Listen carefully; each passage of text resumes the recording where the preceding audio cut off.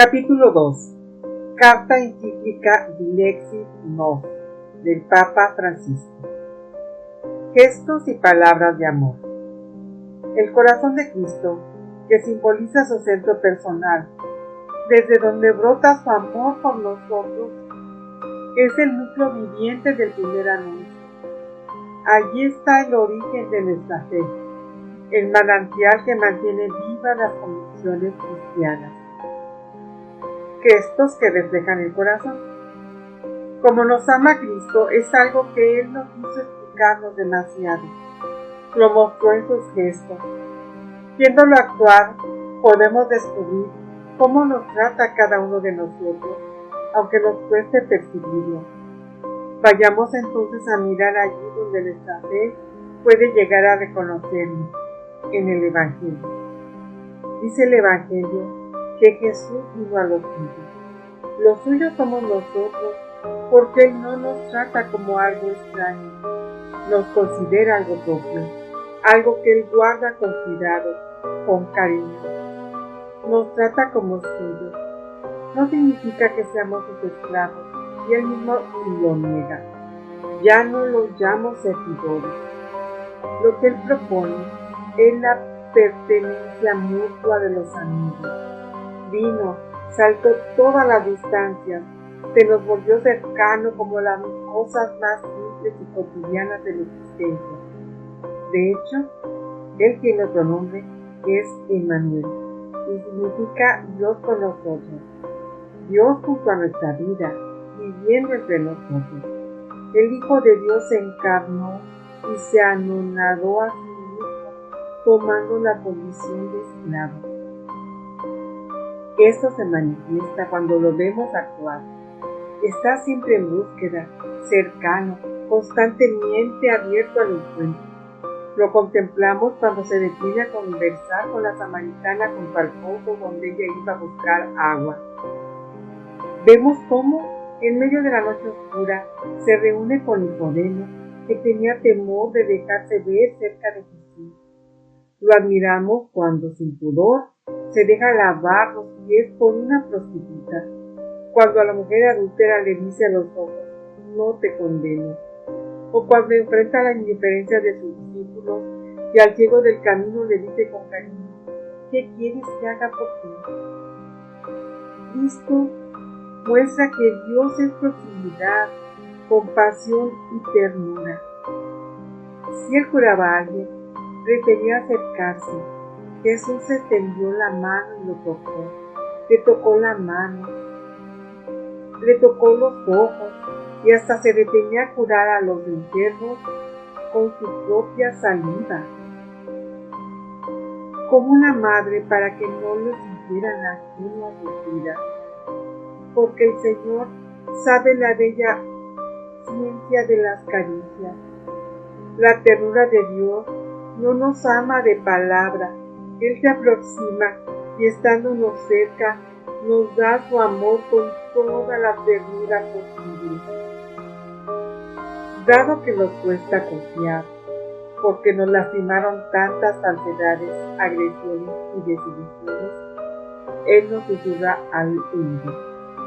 Ten confianza, hija. Ten confianza, hija.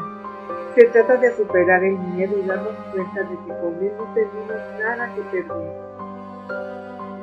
A Pedro, que desconfiaba, Jesús le tendió la mano y lo sostuvo mientras le decía, ¿por qué dudaste? No temas, deja que Él se acerque, que se siente a tu lado. Podremos dudar de muchas personas, pero no de Él. Y no te detengas por tus pecados. Recuerda que muchos pecadores se sentaron a comer con Él, y Jesús no se escandalizaba de ninguno. Los elitistas de la religión se quejaban y lo trataban de un glotón y un borracho, amigo de publicanos y de pecadores. Cuando los fariseos criticaban esta cercanía suya a las personas consideradas de baja condición o pecadoras, Jesús les decía, quiero misericordia y no sacrificio. Ese mismo Jesús hoy espera que le des la posibilidad de iluminar tu existencia, de levantarte, de llenarte con su fuerza. porque antes de morir dijo a los discípulos: no los dejaré huérfanos, volveré a ustedes. Dentro de poco el mundo ya no me verá, pero ustedes sí me verán. Siempre encuentra alguna manera para manifestarse en tu vida, para que puedas encontrarte con Él. La mirada. Cuenta el Evangelio que un rico se acercó a Él lleno de ideales, pero sin fuerzas para cambiar de vida. Entonces Jesús lo miró con amor. Puedes imaginarte ese instante, ese encuentro entre los ojos de este hombre y la mirada de Jesús. Si te llama, si te convoca una misión, primero te mira, penetra lo más íntimo de tu ser, percibe y conoce todo lo que hay en ti, deposita en ti su mirada. Mientras caminaba a orillas del mar de Galilea, nos dice Mateo 4, Jesús vio a dos hermanos. Continuando su camino, vio a otros dos hermanos. Muchos textos del Evangelio nos muestran a Jesús, que presta toda su atención a las personas, a sus inquietudes, a sus sufrimientos. Por ejemplo, al ver la multitud, tuvo compasión porque estaban fatigados y abatidos. Cuando nos parece que todos nos ignoran, que a nadie le interesa lo que nos pasa, que no tenemos importancia para nadie, Él nos está prestando atención. Así se lo hizo notar a Natanael, que estaba solitario y ensimismado. Yo te vi antes que Felipe te llamara, cuando estabas debajo de la higuera. Precisamente porque está atento a nosotros, Él es capaz de reconocer cada buena intención que tengas, cada pequeño acto bueno que realices. Cuenta el Evangelio que vio a una viuda de condición muy humilde, que ponía en el tesoro del templo 2 pequeñas monedas de cobre, e inmediatamente se lo hizo notar a sus apóstoles. Jesús presta atención de tal modo que se admira por las cosas buenas que reconoce en nosotros. Cuando el centurión le rogaba con total confianza, al oírlo, Jesús quedó admirado. Qué hermoso es saber que si los demás ignoran nuestras buenas intenciones o las cosas positivas que podamos hacer, a Jesús no se les escapa y hasta se admira. Él, como ser humano, aprendía esto de María su madre, la que contemplaba todo con cuidado y la guardaba en su corazón, y le enseñó desde pequeño junto con San José a prestar atención. Las palabras. Aunque las Escrituras tenemos su palabra siempre viva y actual, a veces Jesús nos habla interiormente y nos llama para llevarnos al mejor lugar. Ese mejor lugar es su propio corazón. Nos llama para hacernos entrar allí donde podemos recuperar las fuerzas y la paz. Vengan a mí todos los que están cansados y agobiados, y yo los aliviaré. Por eso pidió a los discípulos: permanezcan en mí.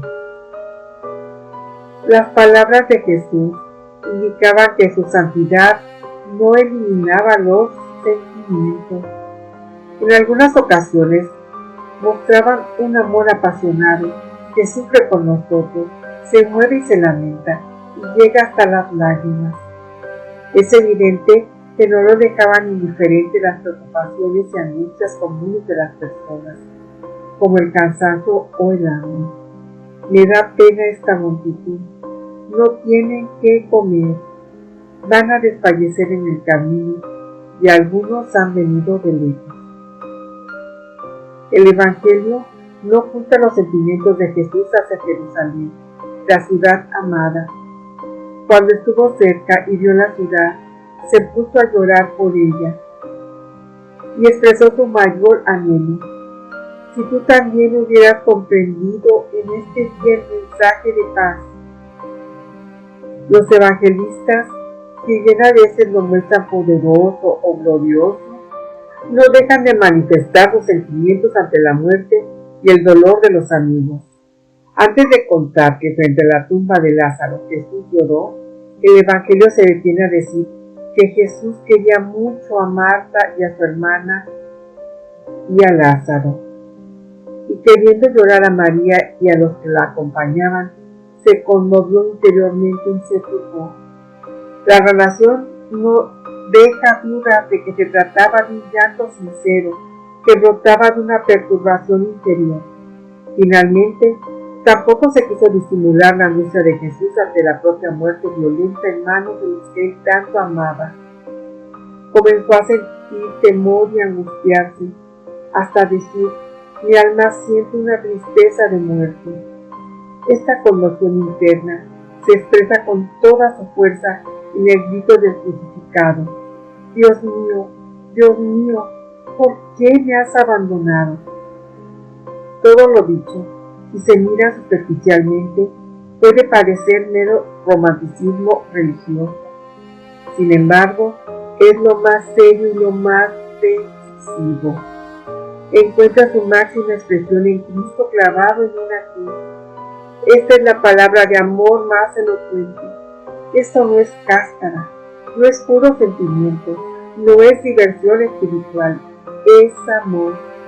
Por eso, cuando San Pablo buscaba las palabras justas para explicar su relación con Cristo, dijo: me amó y se entregó por mí.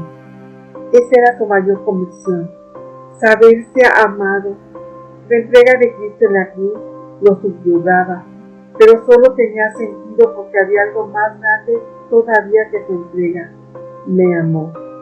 Cuando muchas personas buscaban en diversas propuestas religiosas su salvación, su bienestar o su seguridad, Pablo, tocado por el Espíritu, fue capaz de mirar más allá y de maravillarse por lo más grande y fundamental: me amó.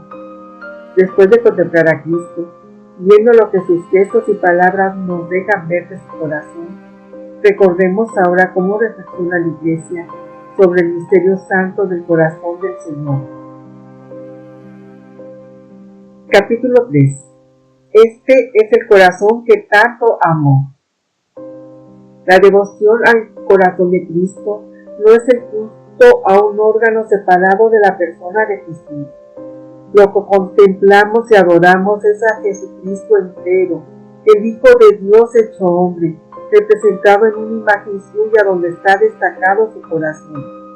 En este caso, se toma el corazón de carne como imagen o signo privilegiado del centro más íntimo del Hijo encarnado y de su amor a la vez divino y humano, porque más que cualquier otro miembro de su cuerpo, es signo o símbolo natural de su inmensa caridad. Adoración a Cristo. Es indispensable destacar que nos relacionamos en la amistad y en la adoración con la persona de Cristo, atraídos por el amor que se representa en la imagen de su corazón. Veneramos esa imagen que lo representa, pero la adoración se dirige solo a Cristo vivo, en su divinidad y en toda su humanidad, para dejarnos abrazar por su amor humano y divino. Más allá de la imagen que se utilice, es cierto que el corazón viviente de Cristo, no como imagen, es objeto de adoración, porque es parte de su cuerpo santísimo y resucitado, inseparable del Hijo de Dios que lo ha asumido para siempre. Es adorado en cuanto es el corazón de la persona del Verbo al que está inseparablemente unido. No lo adoramos aisladamente, sino en cuanto con ese corazón es el mismo Hijo encarnado quien vive, ama y recibe nuestro amor. De ahí que cualquier acto de amor o adoración a su corazón en realidad se ofrece propia y verdaderamente al mismo Cristo, pues tal figura espontáneamente remite a Él y es símbolo e imagen expresiva de la caridad infinita de Jesucristo. Por esta razón, nadie debería pensar que esta devoción nos pueda separar o distraer de Jesucristo y de su amor. De modo espontáneo y directo, nos orienta a Él solo, y solo Él, que nos llama a una preciosa amistad hecha de diálogo, afecto, confianza, adoración. Ese Cristo, con el corazón traspasado y ardiente, es el mismo que nació en Belén por amor. Es el que caminaba por Galilea sanando, acariciando, derramando misericordia. Es el que nos amó hasta el fin abriendo sus brazos en la cruz. En definitiva, es el mismo que ha resucitado y vive glorioso en medio de nosotros. La veneración de su imagen. Cabe indicar que la imagen de Cristo con su corazón, aunque de ninguna manera es objeto de adoración, no es una entre tantas otras que podríamos elegir. No es algo inventado en un escritorio diseñado por un artista. No es un símbolo imaginario, es un símbolo real que representa el centro, la fuente de la que brotó la salvación para toda la humanidad. Hay una experiencia humana universal que vuelve única esta imagen, porque es indudable que a lo largo de la historia y en diversas partes del mundo, el corazón se ha convertido en símbolo de la intimidad más personal y también de los afectos, las emociones, la capacidad de amar. Fuera de toda explicación científica, una mano colocada en el corazón de un amigo expresa un afecto especial. Cuando una persona se enamora y está cerca de la persona amada, los latidos se aceleran. Cuando alguien sufre un abandono o un engaño de parte de una persona amada, siente como una fuerte opresión en el corazón. Por otra parte, para expresar que es algo sincero, que brota realmente del centro de la persona, se afirma: te lo digo de corazón. El lenguaje poético no puede ignorar la fuerza de estas experiencias. Por eso es inevitable que durante la historia el corazón haya alcanzado una fuerza simbólica única que no es meramente convencional. Entonces se comprende que la Iglesia haya elegido la imagen del corazón para representar el amor humano y divino de Jesucristo y el núcleo más íntimo de su persona. Pero si bien el dibujo de un corazón con llamas de fuego puede ser un símbolo elocuente que nos recuerde el amor de Jesucristo, es conveniente que ese corazón sea parte de una imagen de Jesucristo. De ese modo, es aún más significativo su llamado a una relación personal, de encuentro y de diálogo. Esa imagen venerada de Jesucristo, donde se destaca su corazón amante, tiene al mismo tiempo una mirada que llama al encuentro, al diálogo, a la confianza. Tiene unas manos fuertes capaces de sostenernos. Tiene una boca que nos dirige la palabra de un modo único y personalísimo. El corazón tiene el valor de ser percibido no como un órgano separado, sino como centro íntimo unificador y a su vez como expresión de la totalidad de la persona, cosa que no sucede con otros órganos del cuerpo humano. Si es el centro íntimo de la totalidad de la persona y por lo tanto una parte que representa el todo, podemos fácilmente desnaturalizarlo si lo contemplamos separadamente de la figura del Señor. La imagen del corazón debe referirnos a la totalidad de Jesucristo en su centro unificador y simultáneamente, desde ese centro unificador, debe orientarnos a contemplar a Cristo en toda la hermosura y riqueza de su humanidad y de su divinidad. Esto va más allá del atractivo que puedan tener las diversas imágenes que se han hecho del corazón de Cristo, porque no es que ante las imágenes de Cristo haya que pedirles algo a ellas, o que haya que poner la confianza en las imágenes como antiguamente hacían los paganos, sino que por medio de las imágenes que besamos y ante las cuales descubrimos nuestra cabeza y nos prosternamos, adoramos a Cristo. Es más, algunas de esas imágenes podrán parecernos poco atractivas y no movernos demasiado al amor y a la adoración. Eso es secundario, ya que la imagen no es más que una figura motivadora y, como dirían los orientales, no hay que quedarse en el dedo que indica la luna. Mientras la Eucaristía es presencia real que se adora, en este caso se trata solo de una imagen que, aunque esté bendecida, nos invita a ir más allá de ella. Nos orienta a elevar nuestro propio corazón al de Cristo vivo y unirlo a Él. La imagen venerada convoca, señala, transporta, para que dediquemos un tiempo al encuentro con Cristo y a su adoración, como nos parezca mejor imaginarlo. De este modo, mirando la imagen nos situamos frente a Cristo, y ante Él el amor se detiene, contempla el misterio y lo disfruta en silencio. Dicho todo esto, no hay que olvidar que esa imagen del corazón nos habla de carne humana, de tierra, y por eso también nos habla de Dios, que ha querido entrar en nuestra condición histórica, hacer su historia y compartir nuestro camino terreno. Una forma de devoción más abstracta o estilizada no se da necesariamente más fiel al Evangelio, porque en este signo sensible y accesible se manifiesta el modo como Dios ha querido revelarse y volverse cercano. Amor sensible. Amor y corazón no están necesariamente unidos, porque en un corazón humano pueden reinar el odio, la indiferencia, el egoísmo. Pero no alcanzamos nuestra humanidad plena si no salimos de nosotros mismos y no llegamos a ser enteramente nosotros mismos si no amamos. De manera que el centro íntimo de nuestra persona, creado para el amor, solo realizará el proyecto de Dios cuando ame. Así, el símbolo del corazón al mismo tiempo simboliza el amor. El Hijo eterno de Dios, que me trasciende sin límites, quiso amarme también con un corazón humano. Sus sentimientos humanos se vuelven sacramento de un amor infinito y definitivo. Su corazón no es entonces un símbolo físico que solo expresa una realidad meramente espiritual o separada de la materia.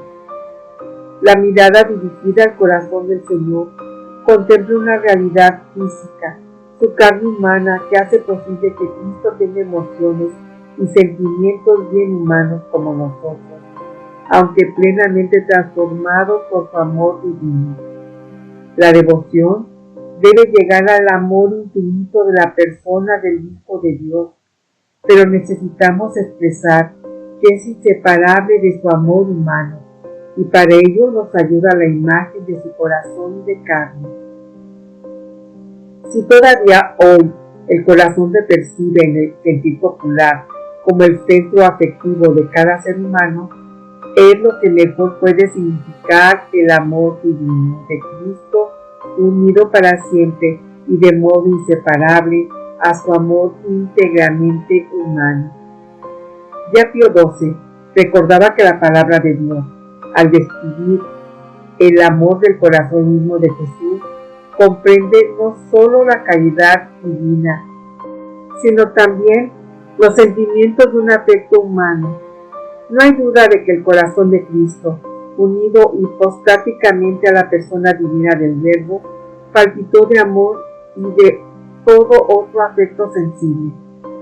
En los padres de la Iglesia, frente a algunos que negaban o relativizaban la verdadera humanidad de Cristo, encontramos una fuerte afirmación de la realidad concreta y tangible del afecto humano del Señor.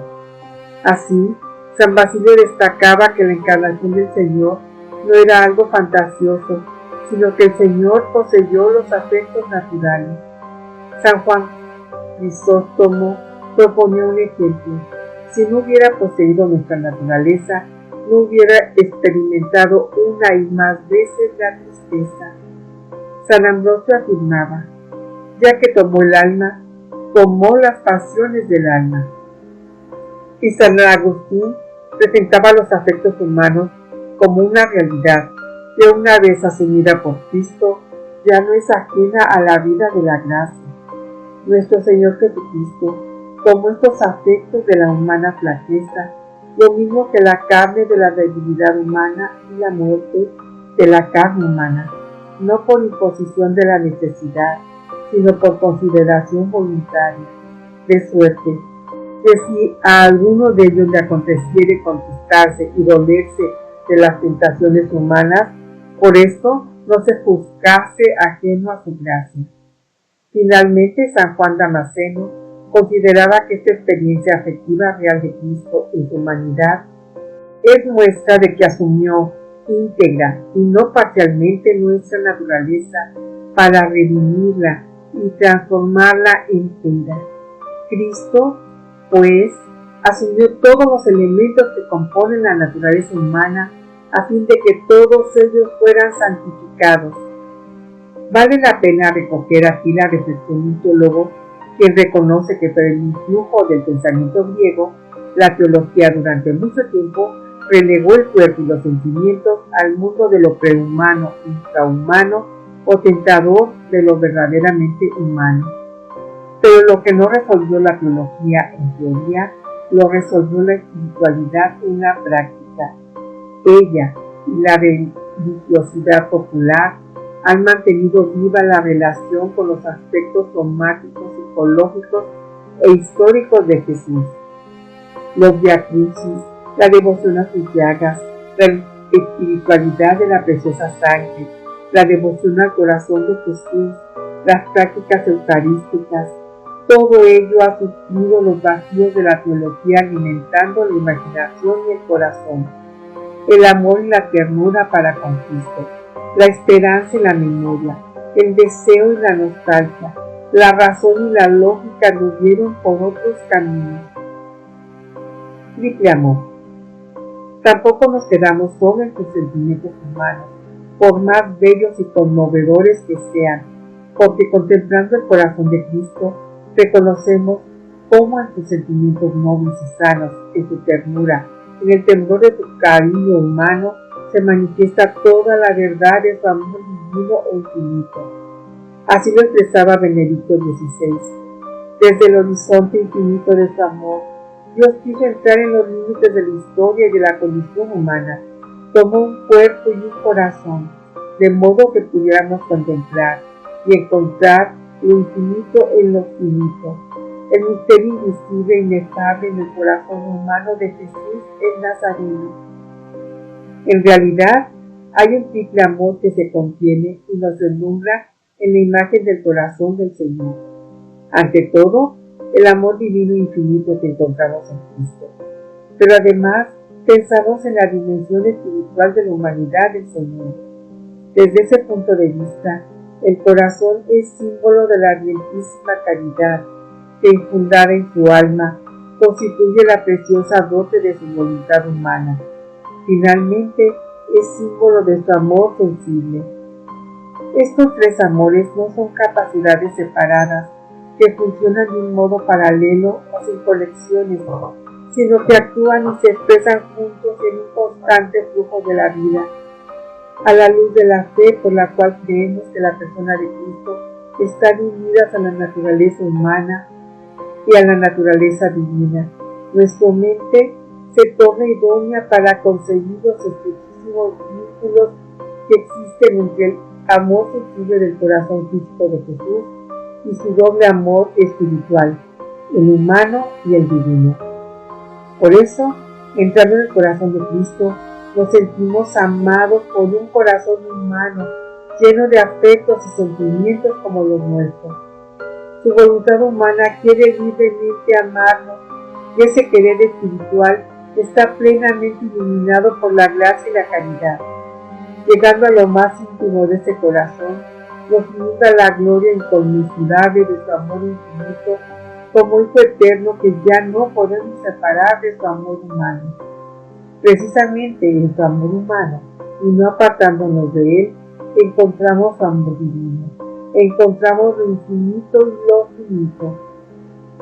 Esa enseñanza constante y definitiva de la Iglesia, que nuestra adoración a su persona es única y comprende inseparablemente tanto su naturaleza divina como su naturaleza humana. Desde antiguo, la Iglesia enseña que debemos adorar a un único y mismo Cristo, Hijo de Dios y del hombre, por dos y en dos naturalezas inseparables e indivisas. Y esto con una sola adoración, según que el Verbo se hizo carne.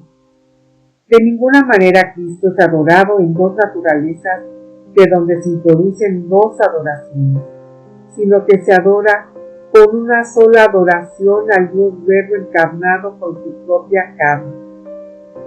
San Juan de la Cruz ha querido expresar que en la experiencia mística el amor inconmensurable de Cristo resucitado no se siente como ajeno a nuestra vida. El infinito, de algún modo, se abaja para que a través del corazón abierto de Cristo podamos vivir un encuentro de amor verdaderamente mutuo. Cosa creíble es que el ave de bajo vuelo presta al águila real en su vida. Si ella se viene a lo bajo queriéndose presa, y expresa que viendo a la esposa herida de su amor, él también al querido de ella viene herido de amor de ella, porque los enamorados, la herida de uno es de entre ambos, y un mismo sentimiento tienen los dos. Este místico entiende la figura del costado herido de Cristo como un llamado a la unión plena con el Señor. Él es el siervo vulnerado, herido cuando todavía no nos hemos dejado alcanzar por su amor que baja las corrientes de agua para saciar su propia sed y encuentra consuelo cada vez que nos volvemos a él. Vuélvete, paloma, siervo vulnerado, por el otero asoma, al aire de tu vuelo y fresco toma. Perspectivas trinitarias. La devoción al corazón de Jesús es marcadamente cristológica. Es una contemplación directa de Cristo que invita a la unión con Él. Esto es legítimo si tenemos en cuenta lo que pide la carta a los hebreos: correr nuestra carrera con los ojos fijos en Jesús. Sin embargo, no podemos ignorar que al mismo tiempo Jesús se presenta como camino para ir al Padre. Yo soy el camino. Nadie va al Padre sino por mí. Él nos quiere llevar al Padre. Así se entiende por qué la predicación de la Iglesia desde los comienzos no nos detiene en Jesucristo, sino que nos conduce al Padre. Él es quien, en último término, como plenitud frontal, debe ser glorificado.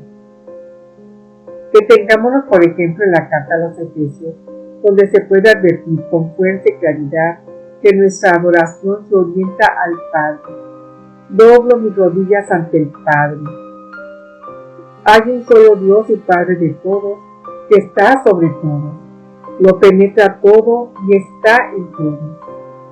Siempre y por cualquier motivo, den gracias a Dios nuestro Padre.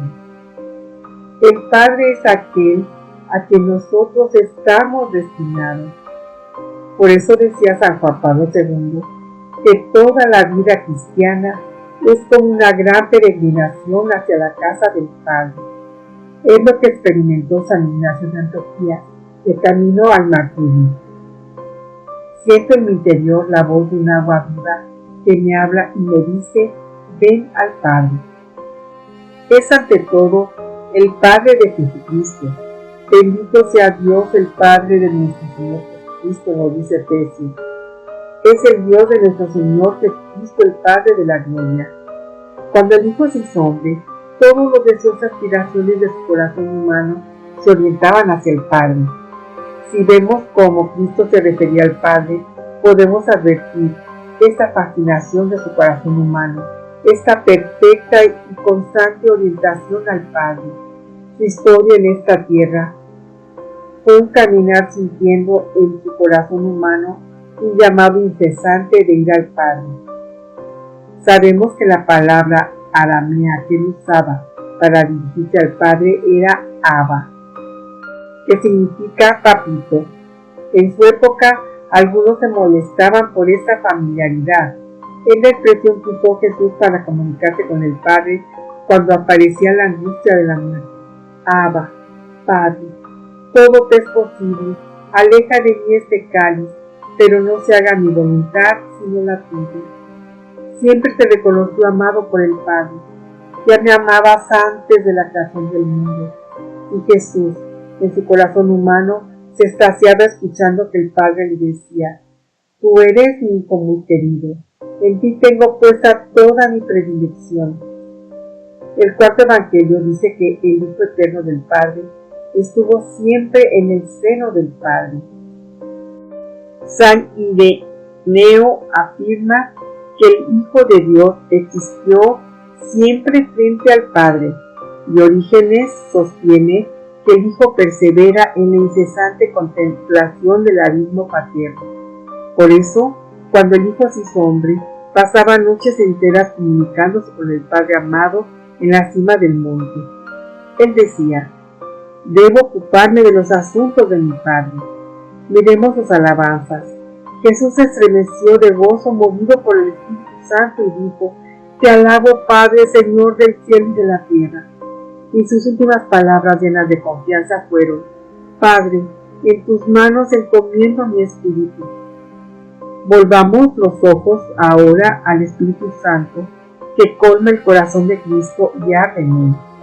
Porque, como decía San Juan Pablo II, el corazón de Cristo es la obra maestra del Espíritu Santo. No es solo cosa del pasado, pues en el corazón de Cristo es continua la acción del Espíritu Santo, a la que Jesús atribuyó la inspiración de su misión y cuyo envío había prometido durante la última cena. Es el Espíritu el que ayuda a captar la riqueza del signo del costado traspasado de Cristo, del que nació la Iglesia. En definitiva, solo el Espíritu Santo puede abrir ante nosotros esta plenitud de hombre interior que se encuentra en el corazón de Cristo. Solo Él puede hacer que desde esta plenitud alcancen fuerza gradualmente también nuestros corazones humanos. Si intentamos ahondar en el misterio de la acción del Espíritu, vemos que gime en nosotros y dice Abba. Y la prueba de que ustedes son hijos es que Dios envió a nuestros corazones el Espíritu de su Hijo que clama a Dios llamándolo Abba, es decir, Padre. Porque el mismo Espíritu se une a nuestro espíritu para dar testimonio de que somos hijos de Dios. La acción del Espíritu Santo en el corazón humano de Cristo provoca sin cesar esa atracción hacia su Padre, y cuando nos une a los sentimientos de Cristo por la gracia, nos hace participar de la relación del Hijo con el Padre. Es el espíritu de hijos adoptivos que nos hace llamar a Dios Abba, es decir, Padre. Entonces, nuestra relación con el corazón de Cristo se transforma bajo ese impulso del Espíritu que nos orienta hacia el Padre, fuente de la vida y último origen de la gracia. Cristo mismo no desea que nos detengamos solo en Él. El amor de Cristo es revelación de la misericordia del Padre. Su deseo es impulsado por el Espíritu que brota de su corazón. Con Él y en Él vayamos al Padre. La gloria se dirige hacia el Padre por Cristo, con Cristo, en Cristo. San Juan Pablo II enseñaba que el corazón del Salvador invita a remontarse al amor del Padre, que es el manantial de todo amor auténtico. Eso mismo es lo que el Espíritu Santo que llega a nosotros desde el corazón de Cristo busca alimentar en nuestros corazones. De ahí que la liturgia, bajo la acción vivificadora del Espíritu, siempre se dirige al Padre desde el corazón resucitado de Cristo. Expresiones magisteriales recientes. De formas diferentes, el corazón de Cristo estuvo presente en la historia de la espiritualidad cristiana. En la Biblia y en los primeros siglos de la Iglesia, aparecía bajo la figura del costado herido del Señor, sea como fuente de la gracia, sea como un llamado a un encuentro íntimo de amor. Así, reapareció constantemente en el testimonio de muchos santos hasta el día de hoy. En los últimos siglos, esta espiritualidad fue tomando forma como un verdadero culto al corazón del Señor. Varios de mis predecesores se han referido al corazón de Cristo e invitaron a unirse a Él con lenguajes muy diversos. A fines del siglo XIX, León XIII nos invitaba a consagrarnos a Él y en su propuesta unía al mismo tiempo el llamado a la unión con Cristo y la admiración del esplendor de su infinito amor. Unos 30 años después, Pío XI presentaba esta devoción como una suma de la experiencia de fe cristiana. Más aún, Pío XII sostuvo que el culto al Sagrado Corazón expresa de modo excelente como una sublime síntesis nuestro culto a Jesucristo. Más recientemente, San Juan Pablo II presentó el desarrollo de este culto en los siglos pasados como una respuesta ante el crecimiento de formas rigoristas y desencarnadas de espiritualidad que olvidaban la misericordia del Señor, pero al mismo tiempo como un llamado actual ante un mundo que pretende construirse sin Dios. La devoción al Sagrado Corazón, tal como se desarrolló en Europa de hace 2 siglos, bajo el impulso de la experiencia mística de Santa Margarita María Alacoque, fue la respuesta al rigorismo jansenista que había acabado por desconocer la infinita misericordia de Dios. El hombre del año 2000 tiene necesidad del corazón de Cristo para conocer a Dios y para conocerse a sí mismo. Tiene necesidad de Él para construir la civilización del amor. Benedicto XVI invitaba a reconocer el corazón de Cristo como presencia íntima y cotidiana en la vida de cada uno. Toda persona necesita tener un centro de su vida, un manantial de amor y de bondad, de cual tomar para afrontar las diversas situaciones y la fatiga de la vida diaria. Cada uno de nosotros, cuando se queda en silencio, no solo necesita sentir los latidos de su corazón, sino también más en profundidad el flujo de una presencia fiable, perceptible con los sentidos de la fe y sin embargo mucho más real, la presencia de Cristo, corazón del mundo. Profundización y actualidad.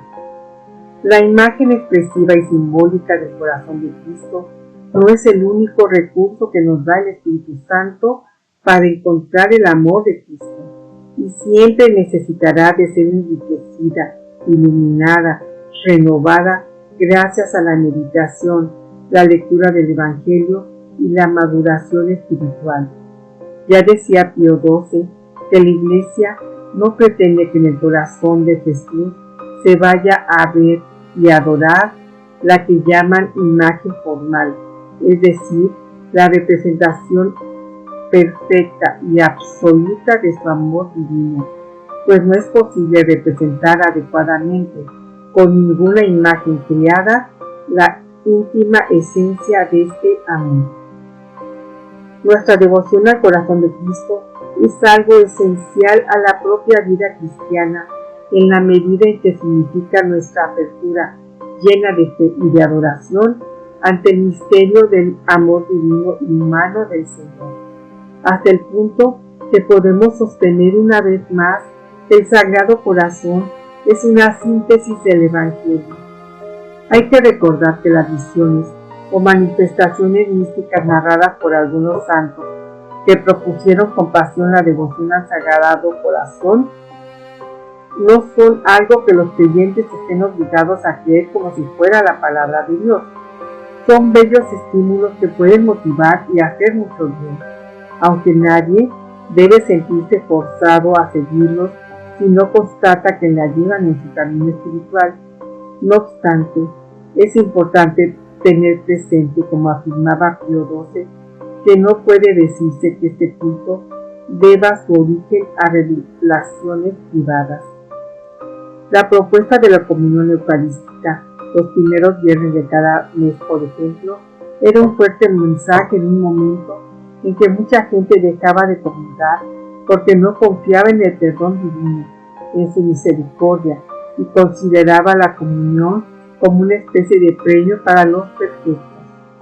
En este contexto jansenista, la promoción de esta práctica hizo mucho bien, ayudando a reconocer en la Eucaristía el amor gratuito y cercano del corazón de Cristo, que nos llama a la unión con Él.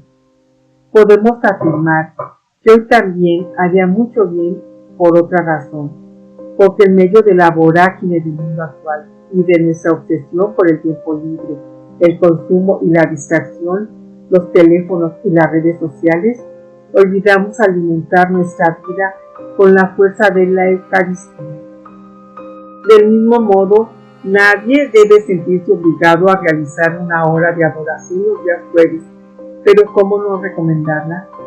Cuando alguien vive con fervor esta práctica, junto con tantos hermanos, y encuentra en la Eucaristía todo el amor del corazón de Cristo, adora conjuntamente con la Iglesia el símbolo como huella de la caridad divina, la cual también llegó a amar con el corazón del Verbo encarnado al género humano. Lo dicho era difícilmente comprendido por muchos jansenistas, que miraban con desprecio todo lo que fuera humano, afectivo, corpóreo, y en definitiva entendían que esta devoción los alejaba de la purísima adoración al Dios Altísimo. Pío XII llamó falso misticismo a esta actitud elitista de algunos grupos que veían a Dios tan alto, tan separado, tan distante, que consideraban peligrosas y necesitadas de un control eclesiástico las expresiones sensibles de la piedad popular. Podría sostenerse que hoy, más que al jansenismo, nos enfrentamos a un fuerte avance de la secularización que pretende un mundo libre de Dios. A ello se suma que se multiplican en la sociedad diversas formas de religiosidad sin referencia a una relación personal con un Dios de amor, que son nuevas manifestaciones de una espiritualidad sin carne. Es verdad. Sin embargo, debo admitir que dentro de la misma Iglesia renació con nuevos rostros el dañino dualismo jansenista. Ha tomado renovada fuerza en las últimas décadas, pero es una manifestación de aquel gnosticismo que ya dañaba la espiritualidad de los primeros siglos de la fe cristiana y que ignoraba la verdad de la salvación de la carne. Por esta razón, vuelvo la mirada al corazón de Cristo e invito a renovar su devoción. Espero que pueda ser atractiva también para la sensibilidad actual y de ese modo nos ayude a enfrentar esos viejos y nuevos dualismos a los cuales Él ofrece una respuesta adecuada. Quisiera agregar que el corazón de Cristo nos libera al mismo tiempo de otro dualismo, el de comunidades y pastores concentrados solo en actividades externas, reformas estructurales vacías de evangelio, organizaciones obsesivas, proyectos mundanos, reflexiones secularizadas, diversas propuestas que se presentan como formalidades que a veces se pretende imponer a todos. Esto con frecuencia deriva en un cristianismo que ha olvidado la ternura de la fe, la alegría de la entrega al servicio, el fervor de la misión persona a persona, la cautivadora belleza de Cristo, la estremecida gratitud por la amistad que Él le ofrece y por el sentido último que da a la propia vida. Se trata de otra forma de engañoso trascendentalismo igualmente desencarnado. Estas enfermedades tan actuales, de las cuales cuando nos hemos dejado atrapar, ni siquiera sentimos el deseo de curarnos, me mueven a proponer a toda la Iglesia un nuevo desarrollo sobre el amor de Cristo representado en su corazón santo. Allí podemos encontrar el Evangelio entero. Allí está sintetizada la verdad que creemos. Allí está cuanto adoramos y buscamos en la fe. Allí está lo que más necesitamos. Ante el corazón de Cristo, es posible volver a la síntesis encarnada del Evangelio y vivir aquello que propuse poco tiempo atrás, recordando a la entrañable Santa Teresa del Niño Jesús. La actitud más adecuada es depositar la confianza del corazón fuera de nosotros mismos, en la infinita misericordia de un Dios que ama sin límites, que lo ha dado todo en la cruz de Jesucristo. Ella lo vivía con intensidad, porque había descubierto en el corazón de Cristo que Dios es amor. Decía: a mí me ha dado su misericordia infinita, a través de ella contemplo y adoro las demás perfecciones divinas. Por eso es la oración más popular dirigida como un dardo al corazón de Cristo. Dice simplemente: en ti confío. No hacen falta más palabras. En los próximos capítulos destacaremos dos aspectos fundamentales que hoy debería reunir la devoción al Sagrado Corazón para seguir alimentándonos y acercándonos al Evangelio: la experiencia espiritual, personal, del compromiso comunitario y misionero.